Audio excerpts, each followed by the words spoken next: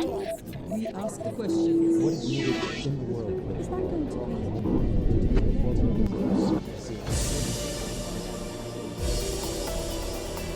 Serious sexual harassment and attacks on women in Egypt. A problem before the revolution, but in the 2 years since, the problem has grown worse. This is the focal point, Tahrir Square. Violent assaults, groping, stripping and rapes have become increasingly frequent, and sometimes, it seems, coordinated. On January the 25th this year, during the commemorations of the second anniversary of the uprising that toppled Hosni Mubarak, there were at least 19 reported cases of attacks on women in and around Tahrir Square. Bystanders managed to record some harrowing videos of how the attackers swarmed their victims. Concerned citizens and activists had set up teams to try to protect female demonstrators. They don't trust the police to intervene. The authorities had promised new legislation and tougher sentences. None of this acted as a deterrent. Prosecutions continue to be rare, almost non-existent. Sexual assault in Egypt, activists say, has become a weapon of war against women. But women are fighting back. One of them is Ragia Omran, prominent lawyer, human rights activist, campaigner and feminist. And now she talks to Al Jazeera.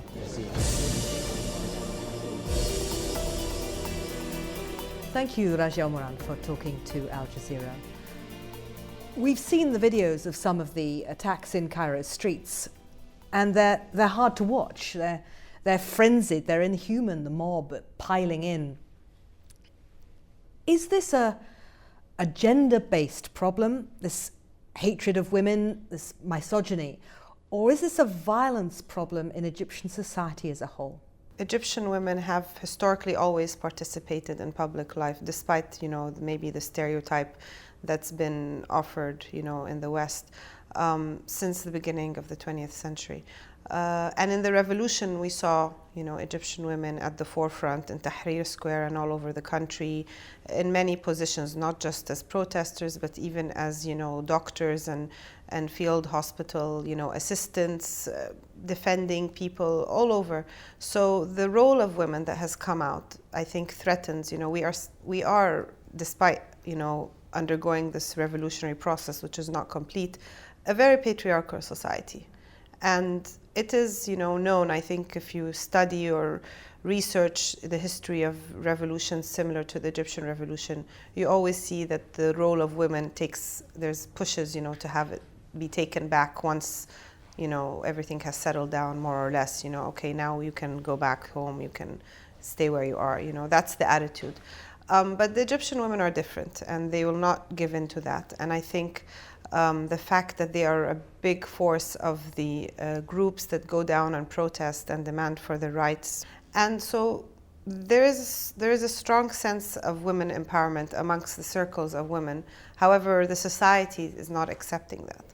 And if we look at the discourse used by the Muslim Brotherhood and the regime towards women, since even from before the revolution, as the public discourse, it's always been, treating women's issues and women's problems as like, oh, we have to cover the woman's body, she can't do this, she can't do that. It's all related to the sexuality and the body. It's never related to, oh, she has to have equal pay, or she has, the issues that we as feminists are demanding.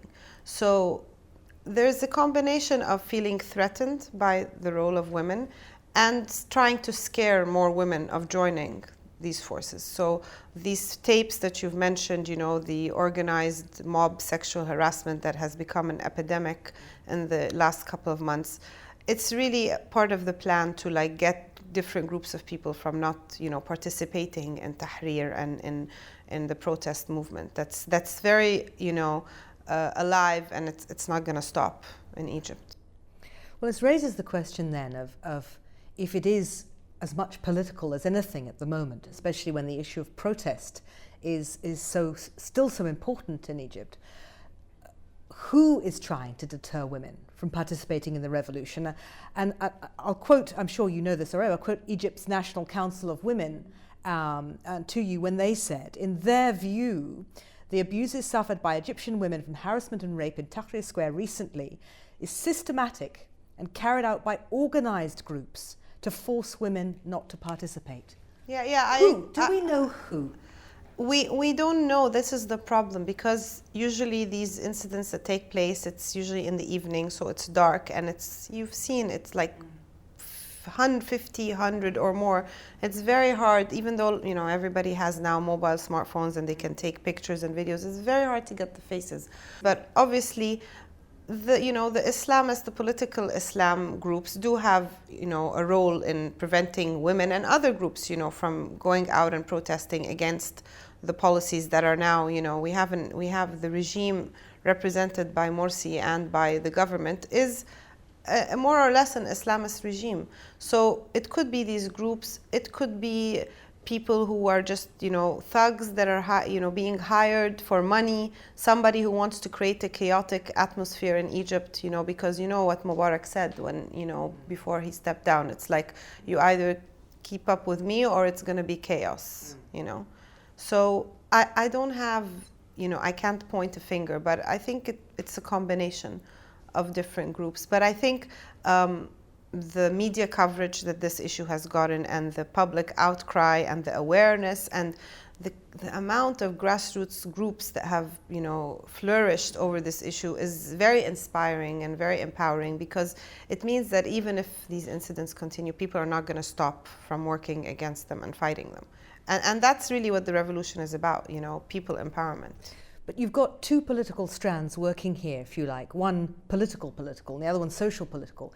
Is this about doing things that will upset all Egyptians, i.e. the harassment, brutal harassment of women, thereby making the government look bad, making the government look like it's not in control? Or is it actually about stopping women participating because you don't like female participation? Which is it?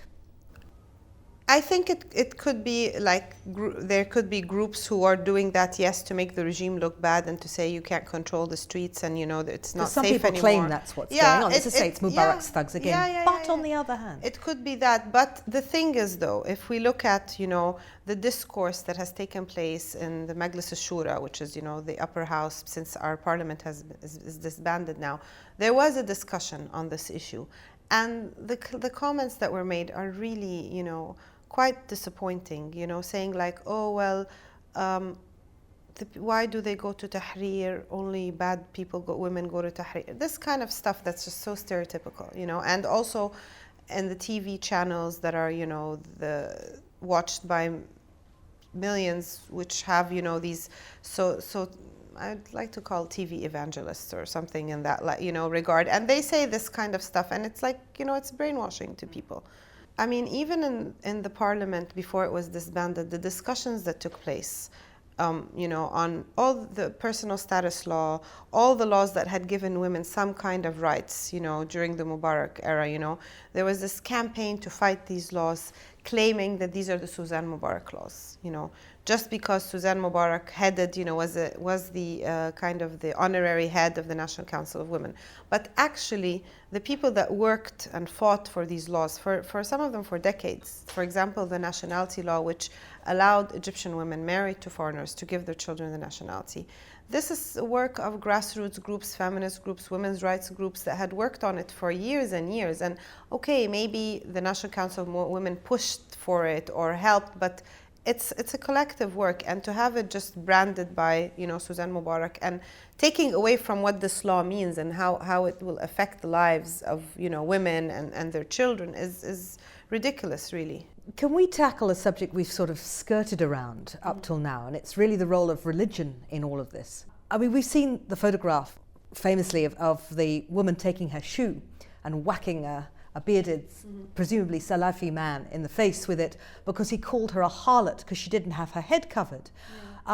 Is this also something that is going wrong in Egyptian society now, that the respect that used to be accorded between sects and also the ability to live and let custom be observed by whoever wants to, is that going and are women bearing a disproportionate amount of the brunt of it? I think there is, it's a very volatile time, and I think there's a lot of extreme reactions, and I think many of the people that are going down to the streets, especially I think the men, from these groups that are, more conservative. Whether they belong to the political Islam or they're just conservative Egyptian men, are not used to interacting with women in the street, and that women have the space and the right to, because maybe at home they don't allow, the female members of their families to speak out. So they're not allowed to, they're not used to interacting with women who are going to speak back and not, and not shut up and not accept to be told, oh, you can't stand in the front line, or you can't do this, or you can't. The next step, after establishing this role of women in the street movements and stuff, which has been established, is moving on to the political parties. It bothers me as an Egyptian woman who has always been part of this, the civil society in Egypt from before the revolution, that this great revolution that everybody has looked onto, when you have all these, press conferences and pictures in the papers and stuff of, the leaders of so-and-so political parties meeting and there's not a single woman in the picture. There's no quota here. Yeah. Like there was in Iraq. Yeah, There's but no quota. There doesn't need, I'm one of the people that I don't believe in the system of quota or affirmative action. I believe that women should, the women who are qualified to participate, and we do have women qualified, should attain these positions just, because of their qualifications, not because they are women, and I think that if we use the quota system, it can come back and hurt us, because, for example, in a lot of the political parties that would just have women who could sometimes, it's all over the world. It's not always that women in positions of power support women's rights. It could actually backfire in many cases. Well, let's look at where you're at legally and politically now. You have a new constitution. Mm-hmm. There are international conventions on women and women's rights that Egypt presumably has ratified. So what are we actually seeing written into law now that makes you feel that in a women's rights, human rights context, women are better supported under this new government than they were before? Anything? Well, we are as a country. Egypt has, we have ratified we are party to the CEDAW, the Convention for the Elimination of Discrimination Against Women, and we've made a couple of reservations regarding, inheritance laws, because we follow the laws of the Sharia regarding inheritance, so that women and men are not equal in that regard, as opposed to the Shiite practice, and I think that's followed in Iran, where women and men inherit equally. With some exceptions to that, we have this convention is part of our national legal system. However, the implementation is always the problem. That's going to be one of the challenges for this next parliament, to come to protect these conventions and not allow them to be, cancelled, God forbid, or to allow laws that would contravene with, principles in these agreements and conventions. But given how hot this issue is, the issue of the violence against women, the levels of unacceptable levels of violence against women in Egypt at the moment, not just in Egypt, but we're dealing with it at the moment. Given how hot this topic is, what has President Morsi said about it? What announcements have come out of the government? What condemnation of this? Unfortunately, very, very little, has come out on this issue, or no action. One thing that could have come out is, these incidents of mass sexual harassment happening in Tahrir, it's known the places where they are. First of all, provide better lighting in these areas. There are cameras in Tahrir Square, we know from during the 18 days that took, footage of everything. So you can get, and those cameras were replaced, some of them were, but they've been replaced. You can get the footage from those and identify the people if you want to. And you can have special forces, police forces, anti-harassment forces on the streets where, women can quickly go to them instead of having to go to a police station and make a report and so on. There's a lot of practical steps that can be taken, and nothing has happened, unfortunately. And I think it's going to be the role of the grassroots groups, the women's groups, the political parties that adopt this, to really push and pressure for this, epidemic to stop. And we're not seeing arrests and prosecutions of the guys who are doing this? And that doesn't tell us more? We have within the criminal law, there are you know, articles in the law that allow you to file, you know, claims for the word sexual harassment is not used in those laws, but it's kind of, you know, any person who kind of assaults, you know, a woman or so on. There are articles in the law that deal with that. And before the revolution, there was actually a very famous case of a young woman who was walking in the street in broad daylight with a friend of hers, and this like truck driver, I think it was a traffic jam or something, and he just stuck his hand out and touched her breasts.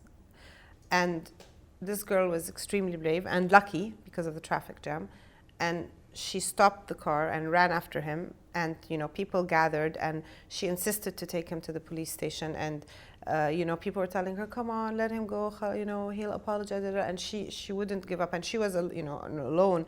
By the time she got to the police station, you know, her family had come and so on, and this guy was, you know, put in jail, and a case was filed, and he went to court, and he got, I think, 3 years sentence and a fine, you know. So this is a great example of, you know, women taking matters into their own hands. How common is that? Very, very difficult, because sometimes the perpetuator does the act and runs away, and it's very hard for you to catch them. So I think what we need is, you know, obviously more awareness, and having, hopefully, the police force being more cooperative. They are not really till now.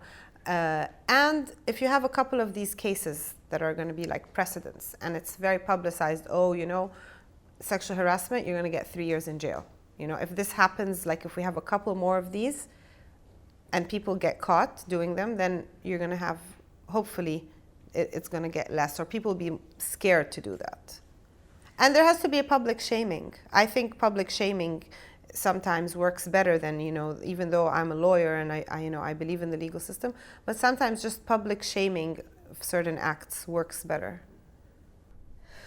Let's look at women's efforts in Tahrir to deal with the threats they're facing now. We're seeing some extraordinary groups setting themselves up. The Operation Anti-Sexual Harassment, the Tahrir Bodyguards, a little bit more traditional, if you like. But some women going there armed with a can of mace in one hand and a taser in the other. I mean, this is extraordinary. And pepper spray. I mean, and local, like, innovations for pepper spray and things to use, you know. And there's another group called Egypt's Women Are a Red Line, Don't Cross, something like that. There's lots of groups, and I think that's great. That's great. And these groups have women and men participating in them, so they're not, you know, women-based only or men-based. So it's you see. But is meeting violence with violence the answer? But these groups do not like beat up people, and that's not the aim. The aim is to, if there's a sexual harassment incident that's reported, you know, a lot of them have hotlines and so on. People go, they try to accost the harasser. If they're able to catch him, they take him to the police station, and, you know, they go through the process in some cases. In other cases, the person runs away, but they're able to at least help the victim. You know, sometimes her clothes are ripped off, so they have extra clothes with them. Do some counseling, reported, documented, that kind of stuff, you know. But the aim is not to really be violent. You know, that's never been part, you know, our revolution has been a peaceful revolution, and all those groups and other groups maintain that, you know, this concept of being a peaceful movement, despite the fact that, you know, we faced a lot of violence in the last 2 years, especially since, you know, the last 3-4 months have been quite violent.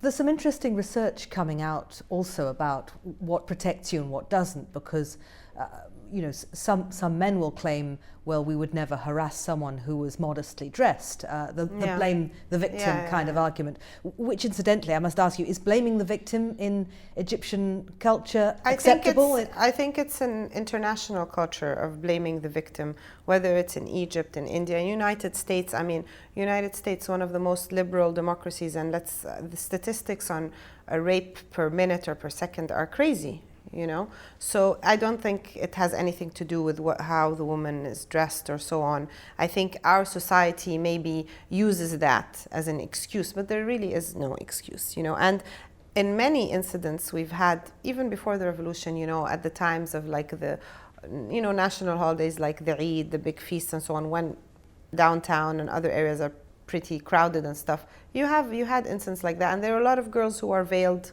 who are wearing the niqab, who are wearing abaya, yani they had wearing loose clothes, and they would still get harassed. So I do not, you know, agree to that idea, and I think that our people in our society have spoken out against that that's not an excuse at all, you know. And it could be your mother, it could be your sister, it could be your wife who gets, you know, harassed. So you should not be using that argument in the first place.